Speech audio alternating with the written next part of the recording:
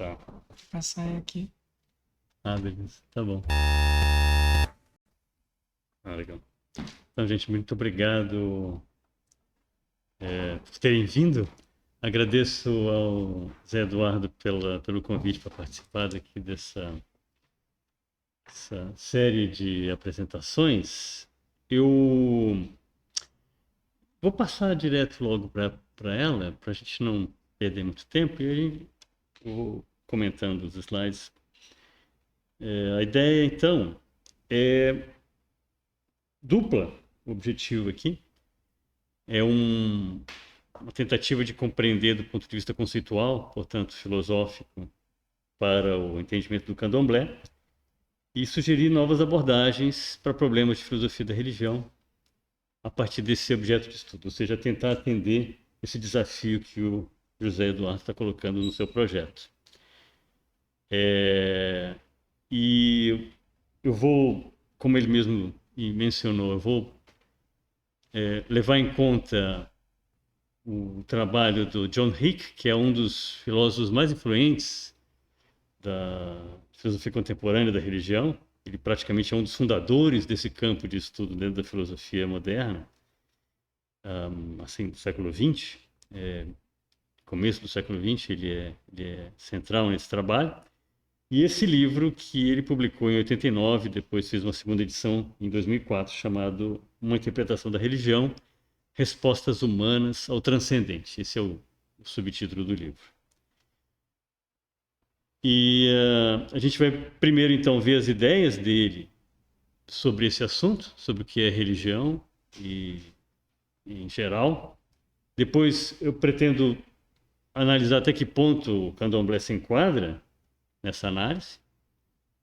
E, por fim, pensar três temas importantes da filosofia da religião com a ajuda do Rick e do candomblé, e no sentido ainda não explorado, aparentemente. Vamos ver o que dá para sair daí. Eles ainda estão muito esquemáticos, talvez ainda são um programa, mas enfim, espero que de terça para cá eu já dei alguma acrescentada, vamos ver onde que vai parar esse negócio. Então tá, vamos começar então. O objetivo do Rick, nesse livro, é entender a diversidade das religiões com um conceito que permita uma compreensão ao mesmo tempo unificada e que faça justiça às nuances dessa realidade. Um dos grandes desafios da filosofia da religião é exatamente lidar com um fenômeno extremamente diverso e não só espacialmente, digamos, em diferentes lugares, mas também historicamente. Às vezes, o cristianismo, por exemplo, as diferentes religiões têm uma história e elas vão mudando. Como é que você lida com essa diversidade? Então, uma questão filosófica sempre essa, né? Como é que você tenta um entendimento conceitual que permita entender a diversidade e a multiplicidade. A proposta dele, então, é entender religião como um conjunto de respostas humanas ao transcendente. Essa é a definição que ele apresenta. E com isso ele pretende juntar elementos das abordagens naturalistas, ou seja, que veem a religião como atividade meramente humana. Então você tem uma tradição que começa no século XVIII, na filosofia moderna, na filosofia ocidental, de entender a religião é uma construção humana, ela tem uma história, e enquanto ação humana, eu posso entendê-la com os instrumentos das ciências. E essa abordagem, então, ele atende com a ideia de que a religião são respostas humanas. São construções, atividades humanas. E, por outro lado, ele tenta levar em conta o ponto de vista religioso, daqueles que participam dessa atividade, que alegam que há uma experiência de algo em comum na origem da atividade religiosa.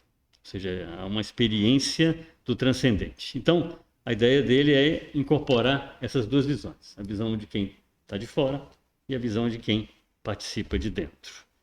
E com isso, ele chega a esse conceito. Além disso, ele também distingue dois tipos básicos de religião a partir de um conceito emprestado de um filósofo alemão chamado Karl Jaspers, filósofo e psiquiatra, que teria havido, segundo, entre o ano 800 e o ano 200 a.C., um período na história da humanidade na qual teriam surgido os principais pressupostos das atuais grandes religiões mundiais, que ele chamou de tempo eixo. Então, são 600 anos. Segundo Jaspers, você tem, nesse período, o surgimento e a influência das ideias de Lao Tse e Confúcio na China, Siddhartha Gautama e Mahavira na Índia, Zoroastro na Pérsia, os grandes profetas hebreus, aí, Amós, Oséias, Jeremias, Isaías, Ezequiel, Israel, e também os primeiros filósofos gregos, os pré-socráticos, os pitagóricos, Sócrates, Platão e Aristóteles, na Grécia. Então, o Jaspers aponta, nesses 600 anos, você tem aí o surgimento das principais bases da história da cultura, não só ocidental, mas que eles chamam teria surgido ali as sementes das grandes religiões mundiais. Então, a partir dessas contribuições desses personagens, nesse período, a gente tem a possibilidade de construir uma distinção, de distinguir as religiões pós-axiais, que, como nós falamos, né, as chamadas grandes religiões mundiais, o judaísmo, o cristianismo e o islamismo, que são as religiões de Deus, e também o hinduísmo e o budismo, que são religiões onde o conceito de Deus não é central. Mas todas elas dá para a gente entender como religiões pós-axiais, ou religiões do tempo eixo, que se distinguiriam das religiões pré-axiais. E com isso, ele se concentra nesse livro nas grandes religiões mundiais. Então, o trabalho dele vai ser entender o que é religião, tomando essas religiões como base e tentando encontrar um elemento comum entre elas, a partir daquele conceito de respostas humanas ao transcendente e levando em conta principalmente esses exemplos. E com esses personagens, então, dispersos ao longo da Eurásia, e a gente teve a emergência de uma autoconsciência individual, em contraste com um espírito comunal. Então, uma passagem do comunal para o individual. A ideia de que você tem aí mensagens universais e não apenas locais. São religiões que não são restritas a um povo, talvez a exceção do judaísmo, mas enfim, eu vejo que talvez não seja esse o único problema. São mensagens universais e que enfatizam um processo de transformação interior, em contraste com o culto criticado como exterior.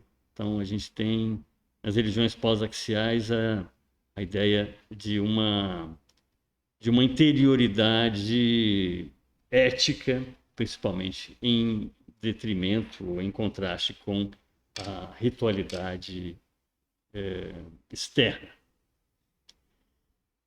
E eles chamam, então, essas grandes religiões mundiais pós-axiais de religiões de salvação e libertação. E nessas religiões de salvação, a realidade mundana ela é encarada como defeituosa em relação a um estado transcendente mais perfeito. Então você tem um mundo que é avaliado negativamente. E a salvação consiste na negação e superação dos defeitos do mundo por um processo de descentramento do eu na direção de uma realidade suprema transcendente. Ou seja, a ideia é você deixar de abandonar o egoísmo, digamos assim, abandonar o voltar-se para si mesmo para voltar-se a Deus, a Brahma, ou ao processo de iluminação, ou, enfim, abandono dos desejos. E dessa maneira você tem isso que a gente chama de um caminho de salvação. Ou seja, o esquema geral presente nas religiões paradoxais seria então esse reconhecimento da fraqueza humana ou do caráter insatisfatório do mundo, a proclamação de uma possibilidade infinitamente melhor e uma dimensão transcendente, e um caminho de salvação que leva de onde nós estamos para onde é melhor estar. Então, as grandes religiões mundiais, elas são propostas, cada uma com sua especificidade, propostas de um caminho de salvação ou de libertação. Essa é a grande ideia das grandes religiões mundiais, segundo o Rick. Então, basicamente um elemento prático, um elemento ético que ele entende estar por trás das principais formas, pelo menos do ponto de vista demográfico, as principais formas de religiosidade hoje. Então, as religiões pré-axiais, por outro lado, elas se organizam em torno de outros valores e outras ideias. Então, a sua grande preocupação é manter, por meio dos sacrifícios e dos cultos rituais, o equilíbrio cósmico e evitar o caos e garantir as condições para a vida. Então, a ideia é principalmente em um mundo que está cheio de deuses e ancestrais que precisam ser apaziguados e respeitados.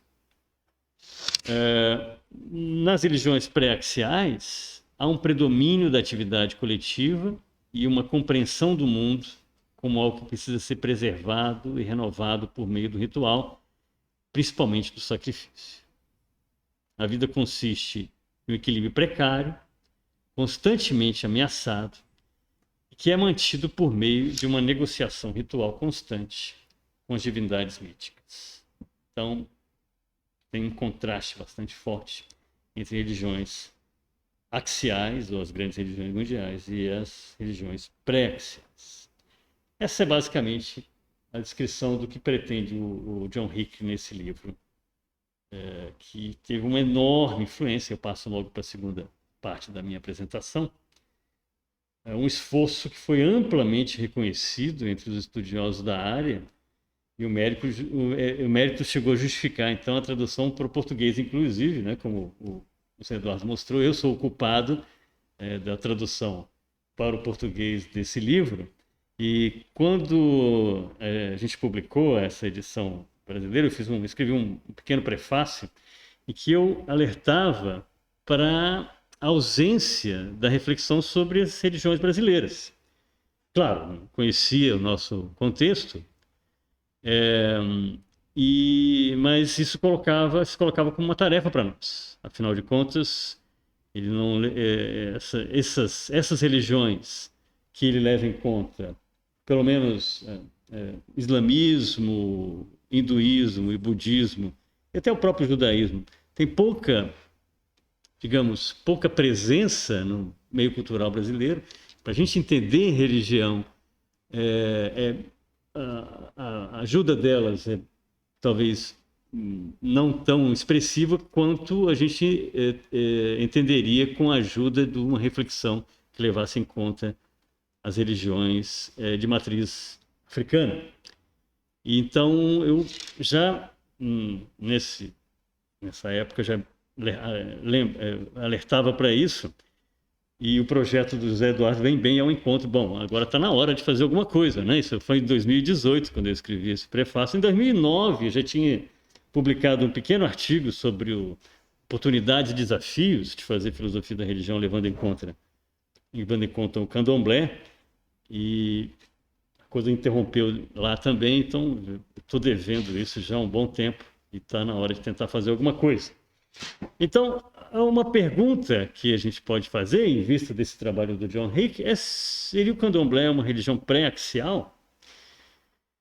Então, completando um pouquinho o que o Zé Eduardo disse, né? No candomblé a gente tem a ideia de, embora haja vários relatos e assim, um pouco de diversidade nessas narrativas, mas a ideia é a existência é um dom de Olorum, que é criador do mundo, e que é, mas, por outro lado, absolutamente transcendente, mas a manutenção e renovação da vida elas passam pelo contato com os orixás, que seriam deuses intermediários entre Olorum e nós, os quais cabe propriamente o culto. A gente tem culto aos orixás, mas não ao Olorum. E a quem todo ser humano tem uma ligação específica. Até, como diz um amigo meu que até candomblé, até o Papa tem um orixá. A realidade é composta não apenas de objetos e eventos explicáveis em termos materiais e físicos, a metafísica, né, está pressuposta no candomblé. Tem os objetos materiais, os eventos, as causalidades físicas, mas também e talvez até principalmente as ações dos espíritos, os orixás, os ancestrais e outros, de cuja existência tudo depende. Então, a realidade invisível, como falava William James, ela é mais importante do que a realidade visível, ela é a base de qual tudo depende. O mal, ele não tem uma causa apenas física, mas principalmente intencional, devido à ação de outras pessoas humanas ou de espíritos movidos ou não por intenções humanas. Então, o grande fator causal no mundo é a intencionalidade, principalmente dos espíritos. Bom, um elemento central da religião Nagô, como também mencionou o Zé Eduardo, é a manutenção, o reforço do axé, da energia vital, que é ameaçada pela doença, a destruição e a morte. E o axé não é apenas uma energia física, porque ela está presente de modo especial na sabedoria e na serenidade dos mais velhos. Então, o axé é essa força que está presente na realidade, que a mantém existindo. E que, por outro lado, ele precisa ser renovado e fortificado permanentemente.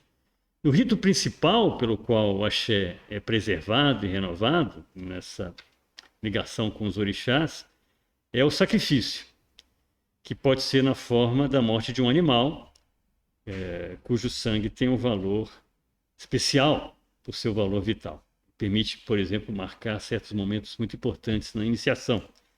Então, é algo muito presente no candomblé, o sacrifício de animais e o uso do sangue em vários momentos. E o ritual é também um empreendimento coletivo, e há uma forte submissão a diretrizes e hierarquias determinadas coletivamente pelos orixás. De modo que realmente essa participação numa comunidade é fundamental dentro do candomblé. Você não vive isoladamente, muito pelo contrário, você vive junto e pertencente a uma comunidade com um lugar bastante claro dentro dessa comunidade. As casas de santos são verdadeiras famílias espirituais, a gente pode dizer assim, oferecendo proteção, mas também exigindo obediência aos preceitos e o respeito à senioridade.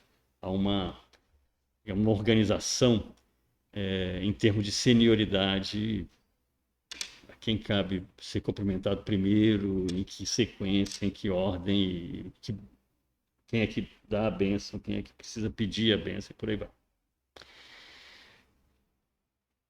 É, isso, no entanto, cada pessoa tem o seu orixá, como eu falei, é, você está vinculado ao orixá por suas características pessoais, e também isso é revelado pelo oráculo, mas as suas características de personalidade, de certo modo, indicam a que orixá você pertence, e, e você deve a ele obrigações individuais, pessoalmente determinadas. Isso é um traço que distingue o candomblé no Brasil. O próprio José Eduardo mencionou, né? O contexto original africano era cada grupo estava ligado a um único orixá. Nas casas de santo no Brasil, a gente tem o culto a todos os principais orixás, ainda que cada casa seja dedicada a um especialmente. Bom, tentando então responder essa pergunta, uma primeira consideração diz respeito ao próprio conceito de tempo-eixo, para falar do que é, se o candomblé é uma religião pré-axial ou não, né? Que é um conceito questionável do ponto de vista histórico. A gente tem dúvidas aí se alguns desses personagens, principalmente os Lao Tse e o Confúcio, se existiram de fato historicamente, mas, enfim, se há mesmo uma conexão entre essas ideias, se de fato você tem aí uma ligação entre China e Grécia, a Eurásia toda unida por uma mesma atmosfera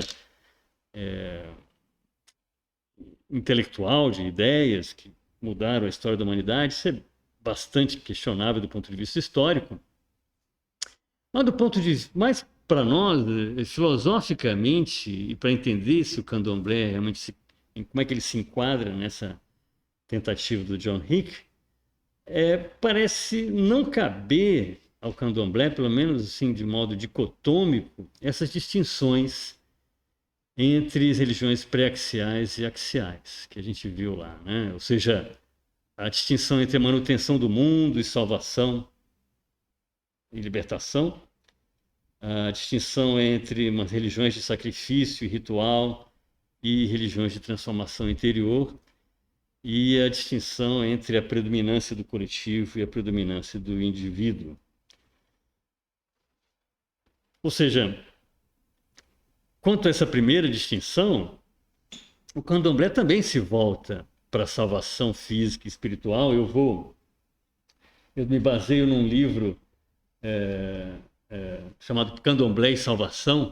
Não sei se os meus colegas não conheciam, né? Mas isso foi me indicado para uma primeira leitura que eu fiz sobre o candomblé por um pai de santo lá em Brasília. Ele falou: olha, tem uma boa descrição aqui, você vai entender de maneira bastante apropriada sobre o candomblé com esse livro. Ele foi publicado em 85 e escrito por uma freira católica alemã, que fez um trabalho de campo bastante extenso. E depois, a primeira parte do livro é exatamente a descrição disso, e a segunda parte é a comparação do candomblé com a teologia cristã. E a tese dela é que o candomblé é também uma religião de salvação. E a ideia dela é que o contato com os orixás, por meio dos ritos e sacrifícios, eles são um modo privilegiado de seguir esse caminho de salvação.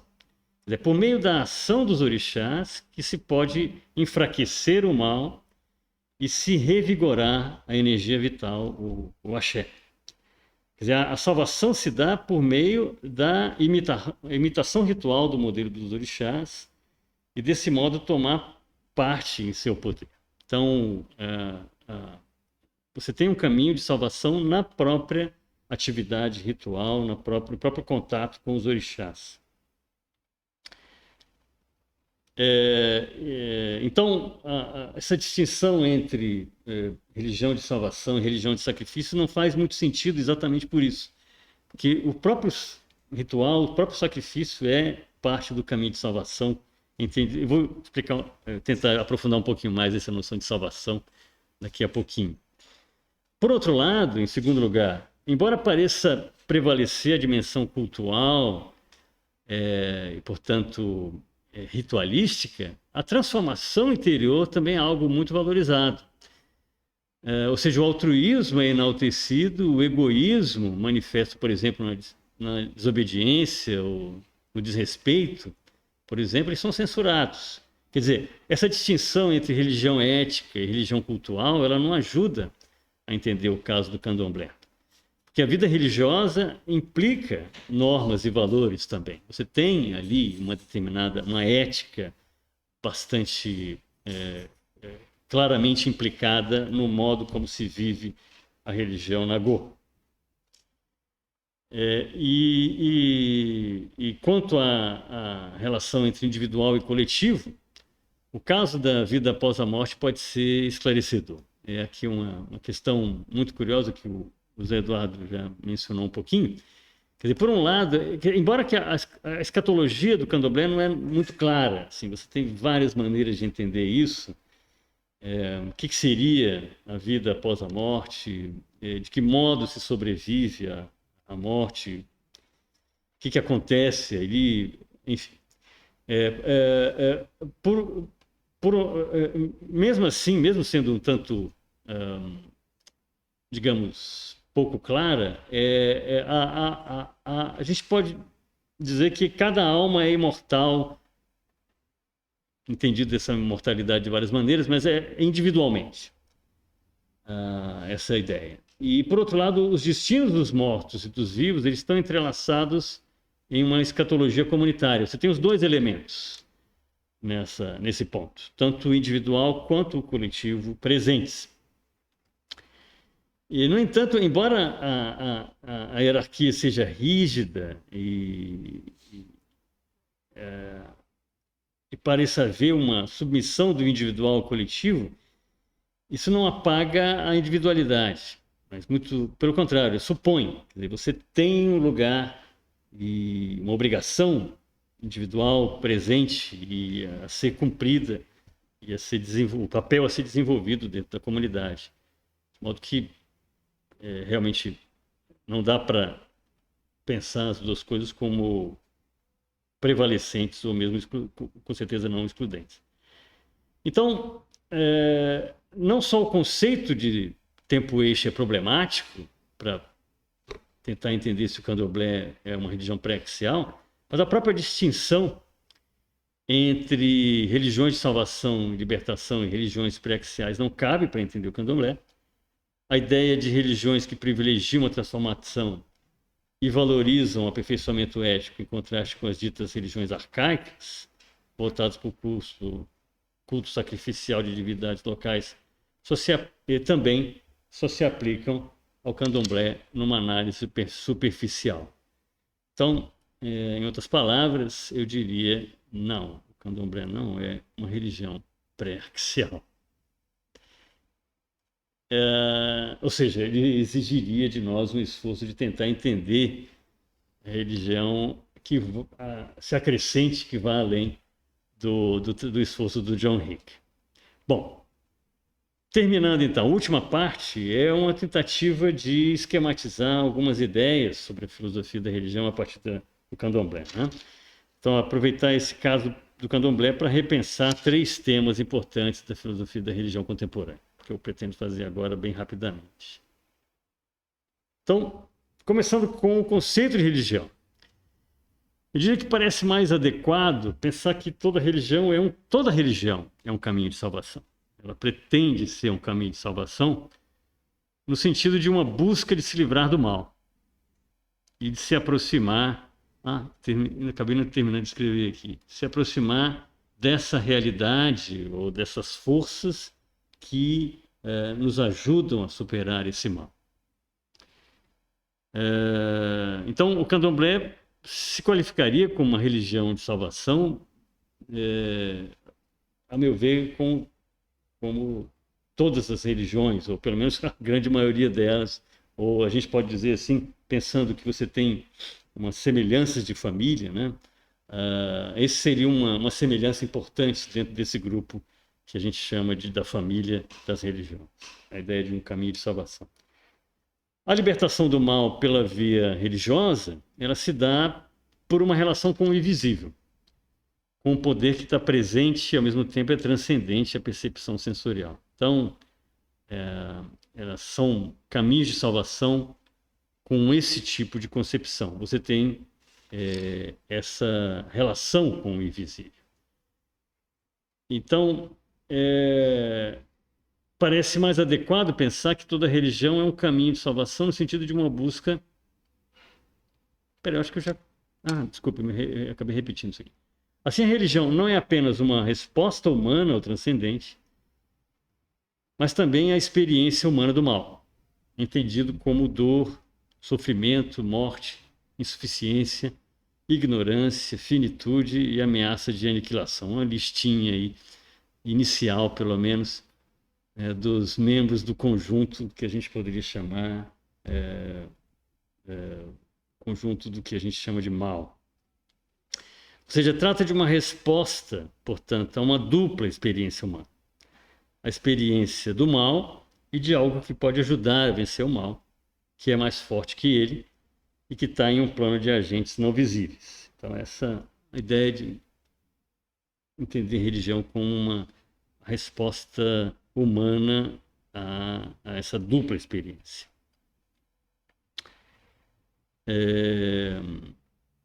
E um segundo, então essa é uma primeira consideração que merece desenvolvimento, né, o próprio conceito de religião. Pensando nesses termos aí que eu acabei de falar. Um segundo tema, sobre o qual a gente pode pensar sob uma nova perspectiva em vista do caso do candomblé, é a relação entre religião e outras atividades humanas, como a ciência, a arte e a política. A sugestão é pensar as diferentes atividades humanas, cada uma a seu modo, como respostas a essa realidade onipresente e multifacetada que é o mal, embora não compartilhando com a religião a experiência da presença de agentes não físicos para enfrentá-lo. Então, aqui você teria a ideia de enfrentamento do mal, né? Talvez um modo um tanto estranho de falar, o que normalmente a gente chama de resolução de problemas, mas essa pode ser apenas uma disputa verbal. Então, quer dizer, o que você tem na religião e o que você tem nas atividades humanas é uma tentativa de responder a algo que nos desafia. E chamando isso de mal ou de problemas, talvez não seja uma questão realmente tão profunda. Então, se essa for ao menos uma dimensão importante das atividades humanas em geral, aí você tem uma possibilidade de relacionar religião com ciência, com arte, com política. Eu lembro o professor Vladimir Safatli, da USP, que trabalha com filosofia política, defendendo a ideia de que a política é uma atividade de salvação. No sentido de uma atividade que tenta resolver problemas, de dar conta do mal, nos limites humanos de relações de poder e tudo mais. Enfim, essa pode ser uma maneira da gente entender o lugar da religião dentro da cultura, dentro das atividades humanas. E por fim, né, o terceiro tema, que seria o próprio conceito de mal, que é um problema, quer dizer, exatamente essa ideia de um problema enfrentado pela atividade religiosa e permite pensar o candomblé como religião de salvação. Um pressuposto daquele conceito lá de religiões pós-axiais é a ideia de um mal radical. Ou seja, diferente, um mal, e é por isso que ele não entende que as religiões, uma religião como o candomblé poderia ser uma religião de salvação, porque você teria um mal fundamental a ser extirpado, né, a ser enfrentado, e diferentemente dos males contingentes e parciais que você lida no dia a dia por meio do ritual. E, na verdade, mesmo que você entenda esse conceito de mal como universal, por que a gente poderia pensar que esse mal radical, que a salvação só vale para um mal radical, esse mal fundamental, algo assim?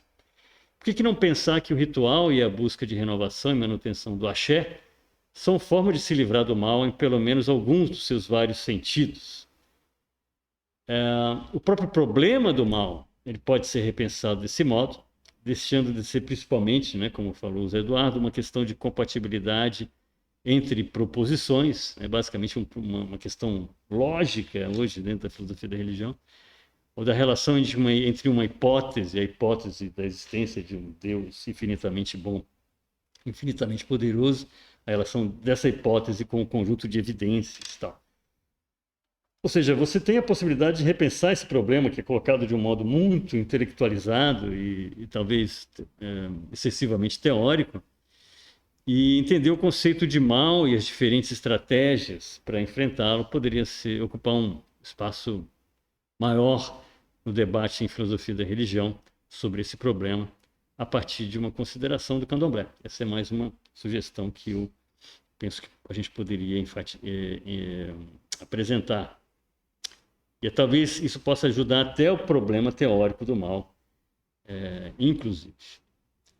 Essas são sugestões iniciais, né, para contribuir com a filosofia da religião a partir do candomblé, e fica então para ser aprofundado. Modupé. Eu não sei se é assim que pronuncia, mas é mais ou menos obrigado em Yorubá. Muito obrigado. Valeu.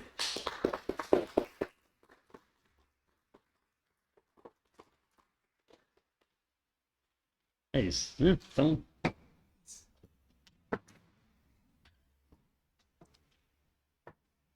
Então, pessoal, a gente vai fazer intervalo agora.